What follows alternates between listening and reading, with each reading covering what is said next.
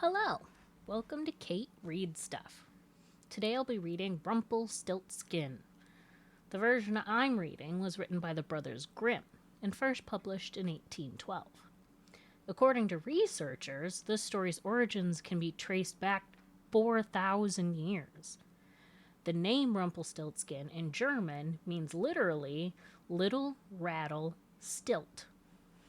A Rumpelstilt, or Rumpelstilts, was the name of a type of goblin that made noises by rattling posts and rapping on planks. The meaning is similar to Rumpelgeist, which means rattle ghost, or Poltergeist, which means rumble ghost, a mischievous spirit that clatters and moves household objects. And without further ado, the story of Rumpelstiltskin, as told by Jacob and Wilhelm Grimm. By the side of a wood, in a country a long way off, ran a fine stream of water, and upon the stream there stood a mill. The miller's house was close by, and the miller, you must know, had a very beautiful daughter. She was, moreover, very shrewd and clever, and the miller was so proud of her that he one day told the king of the land, who used to come and hunt in the wood, that his daughter could spin gold out of straw. Now this king was very fond of money, and when he heard the miller's boast, his greediness was raised, and he sent for the girl to be brought before him. Then he led her to a chamber in his palace, where there was a great heap of straw, and gave her a spinning wheel, and said, "All this must be spun into gold before morning, as you love your life." It was in vain that the poor maiden said that it was only a silly boast of her father, for that she could do no such thing as spin straw into gold. The chamber door was locked, and she was left alone. She sat down in one corner of the room and began to bewail her hard fate, when, on a sudden, the door opened, and a droll-looking little man hobbled in, and said, "Good morrow to you, my good lass. What are you weeping for?" "Alas," said she, "I must spin this straw into gold, and I know not how."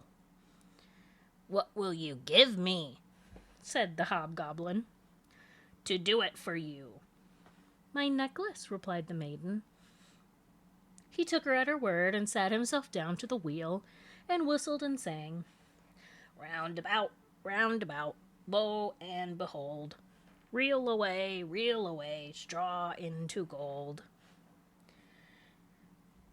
And round about the wheel went merrily. The work was quickly done, and the straw was all spun into gold. When the king came and saw this, he was greatly astonished and pleased, but his heart grew still more greedy of gain, and he shut up the poor miller's daughter again with a fresh task. Then she knew not what to do. She sat down once more to weep, but the dwarf soon opened the door and said, "What will you give me to do your task?" "The ring on my finger," said she. So her little friend took the ring and began to work at the wheel again, and whistled and sang, round about, lo and behold, reel away, straw into gold, till, long before morning, all was done again. The king was greatly delighted to see all this glittering treasure, but still he had not enough. So he took the miller's daughter to yet a larger heap, and said, "All this must be spun tonight, and if it is, you shall be my queen." As soon as she was alone, the dwarf came in and said, "What will you give me to spin gold for you this time?" "I have nothing left," said she. "Then say you will give me," said the little man, "the first child that you may have when you are queen." "That may never be," thought the miller's daughter, and as she knew no other way to get her task done, she said she would do what he asked. Round went the wheel again to the old song, and the minikin once more spun the heap into gold. The king came in the morning and, finding all he wanted, was forced to keep his word. So he married the miller's daughter, and she really became queen. At the birth of her first little child, she was very glad and forgot the dwarf and what she had said. But one day he came into her room where she was sitting, playing with her baby, and put her in mind of it. Then she grieved sorely at her misfortune, and said she would give him all the wealth of the kingdom if he would let her off. But in vain, till at last her tears softened him, and he said, "I will give you 3 days' grace. If during that time you tell me my name, you shall keep your child." Now the queen lay awake at night, thinking of all the odd names that she had ever heard, and she sent messengers all over the land to find out new ones. The next day the little man came, and she began with Timothy, Ichabod, Benjamin, Jeremiah, and all the names she could remember. But to all and each of them he said, "Madam, that is not my name." The second day she began with all the comical names she could hear of: Bandy-legs, Hunchback, Crookshanks, and so on. But the little gentleman still said to every one of them, "Madam, that is not my name." The third day, one of the messengers came back and said, "I have traveled 2 days without hearing of any other names. But yesterday, as I was climbing a high hill among the trees of the forest, where the fox and the hare bid each other good night, I saw a little hut, and before the hut burned a fire.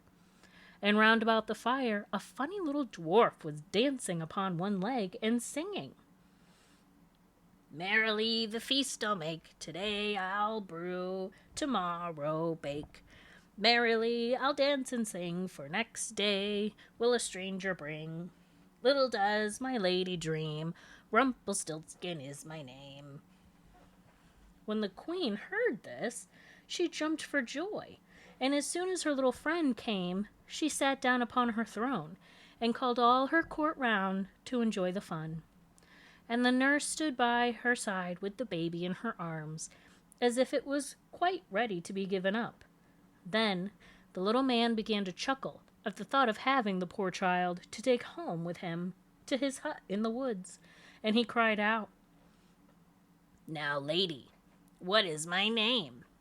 "Is it John?" asked she. "No, madam." "Is it Tom?" "No, madam." "Is it Jemmy?" "It is not." "Can your name be Rumpelstiltskin?" said the lady slyly.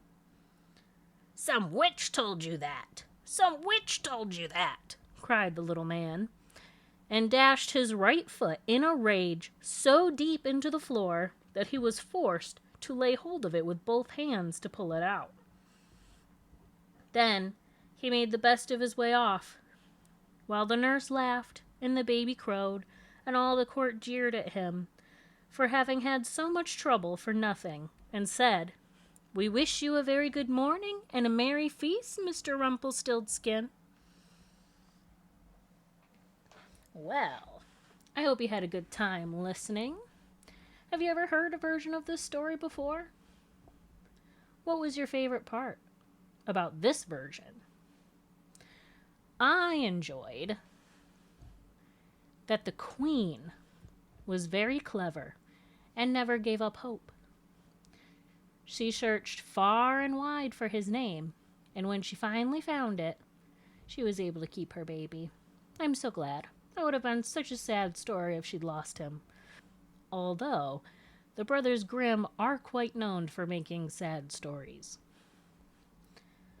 Well, until next story time, bye.